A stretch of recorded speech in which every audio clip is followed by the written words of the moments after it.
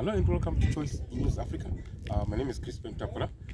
Today I am at the Ngulumane Bulawayo Metropolitan Provincial Heroes Acre, where our heroes, liberators, are laid to rest. I'll be talking to Mama Umanube, the chairperson for widows and widowers in Bulawayo. She'll be telling us about how they are cleaning up the shrine with the other widows and widowers. So that's why we are here today, to have that description on the cleaning up. Here we are with Mama Umanube, the chairperson for the widows and widowers section. She's going to take us for a tour of this memorable place where our heroes are laid to rest. Over to you, Mama. Mina ngi-Onube, Provincial Chairperson weBulawayo Province. Silapha seku-museum lapho esigcina khona imbali yamaqhawe ethu. Njengoba liyabona amaqhawe ethu, isifiso sethu sifisa ukuthi ngabe kuyakhiwa imuseum enkulu ukwenzela ukuthi ama-pictures engabi piled up like this. Sikwanise ukuthi i-picture yomuntu ibe lembali yakhe ngaphansi, siyakhelwe imuseum enkulu. Leyi ikhona incane kodwa sifisa ukuthi ngasiba lenkulu. Then like lo ubaba uMahuzu nguye owokuqala ukungcwatshwa kule i-Heroes Acre.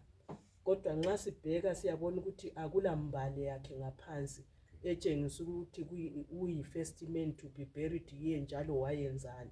So isifiso sethu ngesokuthi kube yinto ebhalwayo ukuthi i-pic yakhe ibe nkulu ikhanye, then le mbali yakhe nje emfitshane ngaphansi ukwenzela ukuthi kube modern. Then silo uNdlovu lapha. uNdlovu laye lapha ule-history yokuthi wahamba waya lelilizwe, ehambe waya lelilizwe waphenduka waba ku-National Army njengoba libona is a major. Then kwaba lesikhathi sokuthi kuyegcinwa ipipeline eMozambique. Waba lenyawo eziqunywayo nge-landmine eMozambique. Waba ngumuntu lwana wayenza ukuphathiswa from there kungathenjwa lokuthi uyaphila. He is a hero. Ulwele ilizwe leli up to the end. So izimbali eziyabe zifuna ukuthi njani. Okay, so ngathi uyabe aphila kuba nokuthi kube njalo. Are you appealing to the communities, business community, or ama corporates inqwe ngachasisa nje ukuthi? Yeah, we are appealing to the business communities kumbe wona ama corporates ukwenzela ukuthi singndawonye we can, together we can. Whatever okuvela khona uncedo siyaluyamukela ngemoya wonke, ngenhliziyo, ngentokozo enkulu. So anybody ozwa elokufuna ukusiza ukuthi Heroes Acre leyi ibe yi-Heroes ekhanya ukuthi lela magamba, sithanda ukubonga bakhona abasidonethelayo laba nalabo engeke ngenelise ukuqamba amagama abo. Very soon yesterday Saturday Sunday sinikwe iJojo tank laphana lamasola lokhuzeni ukuthi ngoba besikhotshoza bekunzima nxa sisebenza la, but khathesi sesivula ngoba sokulesola.